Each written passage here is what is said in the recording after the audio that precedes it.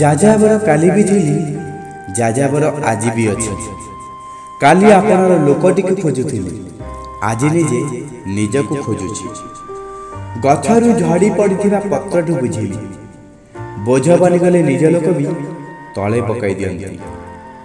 ଜୀବନ ଅନିଶ୍ଚିତତାର ଖେଳ। ଜୀବନରେ କେବେ ବି କିଛି ବି ହେଇପାରେ। ସମୟ କେବେ କାହାକୁ ଅପେକ୍ଷା କରିନଥାଏ। ଆମ ମନରେ ସମୟର କିଛି ମୁହୂର୍ତ୍ତ ସ୍ମୃତି ହୋଇ ରହିଯାଏ।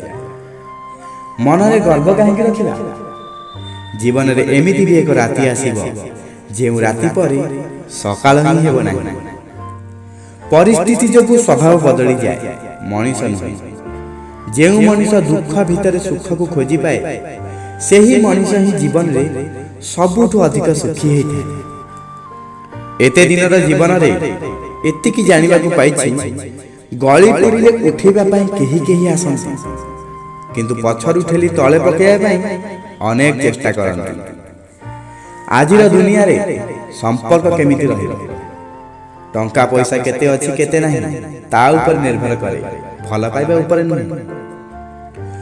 ଅନ୍ୟର ଭଲ ଚାହୁଁଥିବା ମଣିଷକୁ ସବୁବେଳେ ଅଧିକ କଷ୍ଟ ମିଳିଥାଏ, କାହିଁକି ନା ସବୁବେଳେ ଫଳ ଦେଉଥିବା ବୃକ୍ଷକୁ ହିଁ ପଥରର ମାଡ଼ ସହିବାକୁ ପଡ଼େ।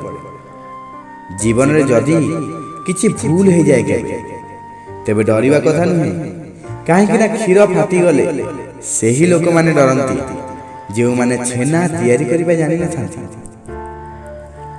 ଲୋକମାନେ ଏମିତି କାହିଁକି କରନ୍ତି? ଯେତେବେଳେ ନିଜ ସ୍ୱାର୍ଥ ଥାଏ ସେତେବେଳେ କେତେ ଭଲରେ କଥା କୁହନ୍ତି, ଆଉ ଯେତେବେଳେ କିଛି କାମ ନଥାଏ ସେତେବେଳେ କଥା ହେବାର ଶୈଳୀ ହିଁ ବଦଳାଇ ଦିଅନ୍ତି। କୌଣସି ଭଲ ଲୋକଙ୍କୁ କେବେ ବି ଏମିତି କିଛି କଷ୍ଟ ଦିଅନ୍ତୁ ନାହିଁ, ଯାହାର ପଶ୍ଚାତାପ ମନରେ ଜୀବନ ସାରା ରହିବ।